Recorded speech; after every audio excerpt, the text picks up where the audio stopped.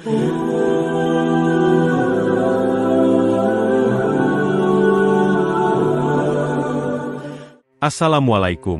warahmatullahi wabarakatuh.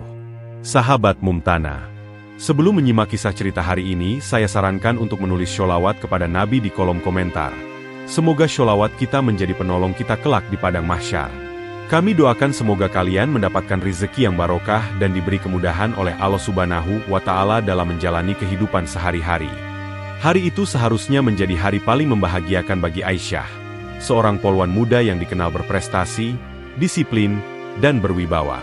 Dengan kebaya putih sederhana dan riasan lembut, ia berdiri di pelaminan. Namun senyum yang biasanya menghiasi wajahnya, hari itu tergantikan oleh air mata yang mengalir pelan. Di sampingnya, berdiri Fikri, lelaki sederhana dengan pakaian lusuh dan handuk kumal melingkar di lehernya. Pekerjaannya sebagai tukang becak membuat penampilannya tampak jauh dari kesan pantas berdiri di samping seorang perwira polisi wanita. Meski demikian, tatapannya tenang, seolah ia sudah terbiasa dengan cibiran. Bisik-bisik para tamu terdengar jelas di telinga Aisyah. Bahkan, beberapa rekan kerjanya dari kepolisian tertawa tanpa menutup mulut. Polwan cantik, karir cemerlang, malah nikah sama tukang becak, malu-maluin banget. Sindir salah satu di antara mereka. Yang lain menimpali, kalau begini, nama baik institusi bisa jatuh gara-gara pilihannya. Hati Aisyah teriris, tetapi genggaman tangannya pada lengan Fikri justru semakin erat. Ia menoleh sedikit, menahan gemetar, lalu berbisik lirih. "Mas, aku tidak akan pernah menyesal. Mereka tidak tahu siapa kamu sebenarnya." Fikri tidak banyak bicara. Wajahnya tetap menghadap lurus ke depan. Hanya sebuah kilatan mata yang sulit dimengerti muncul sesaat. Di balik kesederhanaannya, ada sesuatu yang ia sembunyikan rapat-rapat. Sesuatu yang bahkan orang terdekat Aisyah pun tidak pernah menduga. Hari pernikahan itu bukan sekadar awal perjalanan rumah tangga bagi mereka, melainkan juga awal dari terbukanya rahasia besar yang kelak akan mengubah segalanya. 2 hari setelah pernikahan, Aisyah kembali bertugas di Polsek. Di ruang kerja, sambutan yang ia terima bukanlah ucapan selamat, melainkan ejekan yang menusuk hati. Bu Aisyah, sudah sempat masakin suami? Tukang becak kan makannya banyak. Jangan sampai istrinya nggak sanggup, ucap salah seorang polwan sambil tertawa terbahak. Yang lain menimpali, jangan-jangan nanti kamu juga ikut narik becak, biar dapurnya nggak kosong. Aisyah hanya tersenyum tipis, meski hatinya perih. Ia tahu mulut manusia tak bisa dibungkam, dan ia memilih menahan diri. Keyakinannya pada Fikri jauh lebih besar daripada rasa sakit karena hinaan itu. Sementara itu, sore menjelang malam, Fikri tampak mendorong becaknya melewati jalanan kota yang mulai sepi. Lampu jalan redup menerangi langkahnya yang tenang. Ia berhenti di sebuah warung kopi tua yang tampak tak terurus. Dari luar, orang hanya melihatnya mampir untuk melepas lelah. Namun setelah memastikan keadaan sekitar aman, Fikri masuk melalui pintu belakang. Di balik warung sederhana itu, ada sebuah ruangan kecil berisi tumpukan map, monitor, dan perangkat rekam suara. Seorang pria tua berseragam sipil menunggu di sana. Tanpa banyak bicara, Fikri menyerahkan sebuah rekaman. Target pertama terkonfirmasi. "Pak, ada 2 anggota polsek terlibat pungli dan suap proyek jalan," ucapnya dengan suara datar. Pria itu mengangguk, lalu menatap Fikri penuh hormat. Ia adalah Ajudan Jenderal Rahman, ayah kandung Fikri. Ternyata, sosok yang dianggap tukang becak miskin oleh orang-orang itu sesungguhnya adalah seorang intelijen yang sedang menjalankan operasi rahasia. Bagi dunia luar, Fikri hanyalah pengayuh becak lusuh. Tapi di balik identitas itu, ia sedang mengungkap jaringan kotor yang jauh lebih besar dari sekadar gengsi dan hinaan. Hari-hari berikutnya, Aisyah tetap berusaha menjalani tugasnya sebagai polwan. Namun, ejekan dari rekan-rekannya tidak pernah surut. Setiap kali ia memasuki ruangan, ada saja bisik-bisik dan tawa yang menusuk telinganya. Ada yang pura-pura memanggilnya "Bu Becak", ada pula yang menirukan gerakan mengayuh sambil tertawa keras. Meski sakit hati, Aisyah menutupinya dengan wajah datar. Ia memilih menenangkan diri dengan keyakinan bahwa Fikri bukanlah lelaki sembarangan. Di sisi lain, Fikri semakin dalam menekuni penyamarannya. Dengan becak yang ia dorong ke sana kemari, Ia sebenarnya sedang merekam percakapan, transaksi, dan pertemuan-pertemuan gelap para oknum polisi. Mikrofon kecil tersembunyi di bawah jok becaknya, dan setiap suara terekam jelas. Malam hari, ia menyerahkan bukti itu ke pusat. Satu persatu kepingan teka-teki mulai terungkap. Suatu sore, ketika ia mengayuh becaknya, seorang wanita tua menaiki kursinya. Perjalanan awalnya biasa saja, hingga tiba-tiba si penumpang berbisik lirih, "Kamu bukan tukang becak biasa, kan? Sampaikan salamku pada Jenderal Rahman." Fikri tersentak. Wajahnya tetap tenang, tetapi dadanya berdegup kencang.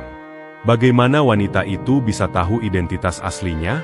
Saat ia menoleh, wanita itu hanya tersenyum samar, lalu turun di sebuah gang sempit dan menghilang begitu saja. Malamnya, di polsek, suasana mendadak tegang. Rekaman percakapan pungli menyebar entah dari mana. Beberapa polisi panik, wajah pucat, dan saling curiga. Aisyah menyadari bahwa ini pasti ulah Fikri. Namun rasa takut bercampur kagum membuatnya gelisah. Saat malam tiba, ia tak tahan lagi. Di ruang tamu sederhana rumah mereka, Aisyah menatap suaminya dengan mata penuh tanda tanya.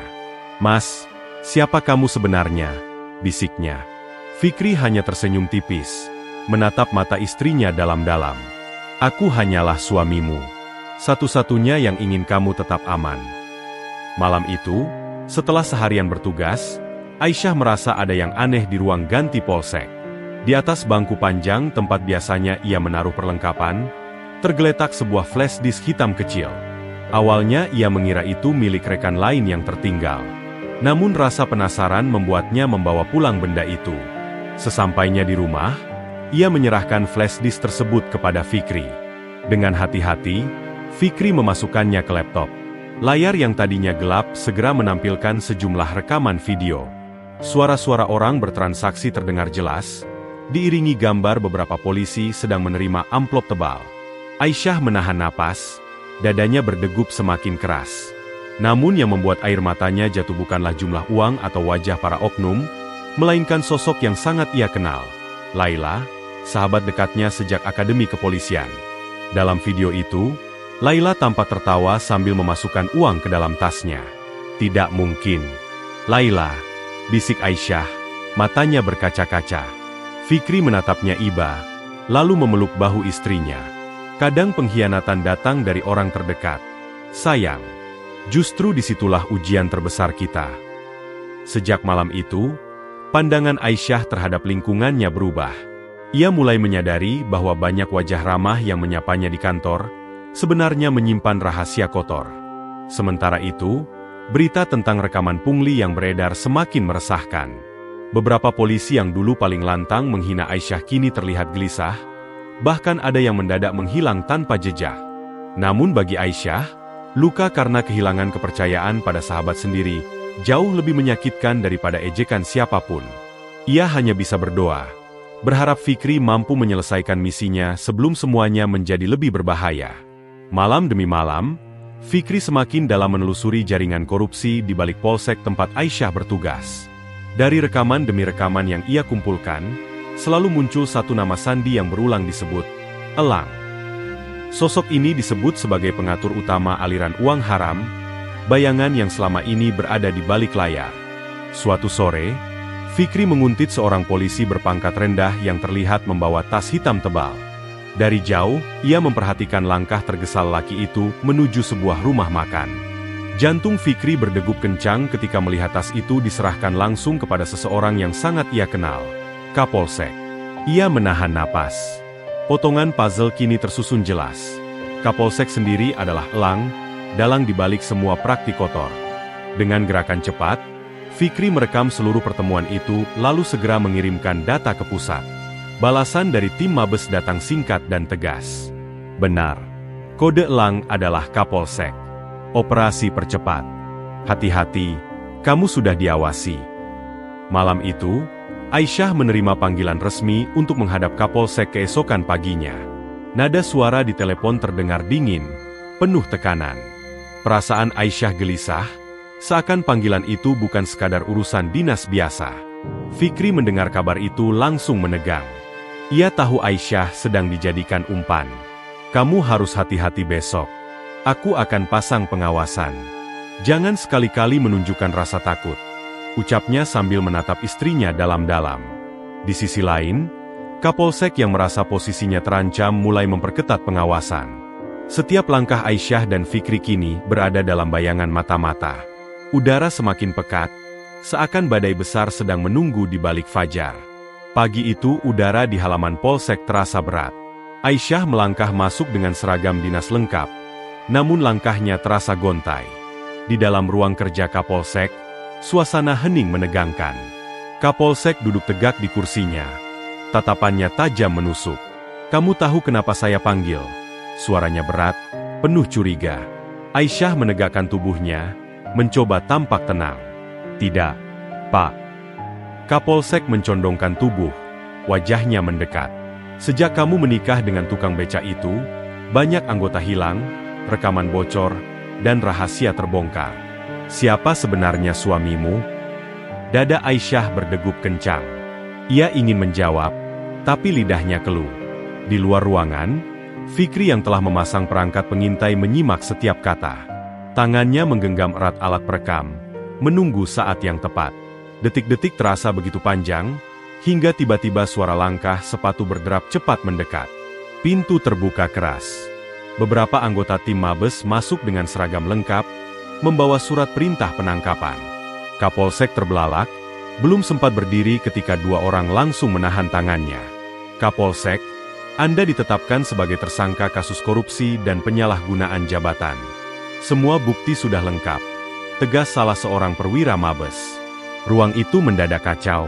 Kapolsek berteriak marah, mencoba menolak, namun tak ada lagi jalan keluar. Semua rekaman yang dikumpulkan Fikri selama ini menjadi senjata pamungkas. Aisyah melangkah keluar, dadanya masih bergemuruh. Di halaman kantor, ia tertegun melihat sosok suaminya berdiri gagah dengan pakaian intel resmi. Fikri menatapnya penuh ketenangan, berbeda jauh dari penampilan lusuhnya sebagai tukang beca. Air mata Aisyah jatuh lagi. Kali ini bukan karena hinaan, melainkan rasa bangga yang menyesakkan dada. Lelaki yang dulu ditertawakan semua orang, ternyata pahlawan yang berhasil meruntuhkan jaringan korupsi terbesar di Polsek itu.